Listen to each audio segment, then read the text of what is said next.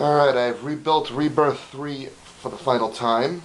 My Obi-Wan Phantom Menace pommel came in, so it's got that. Marriage Aid extension. 6-inch double female extension with style 2 grooves.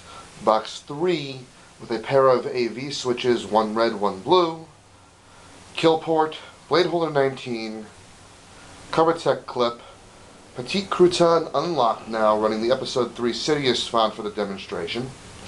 And two 1600 mAh 14650 lithium-ion batteries configured to 7.4 volts. And without further ado, Rebirth 3. Episode 3 Sidious.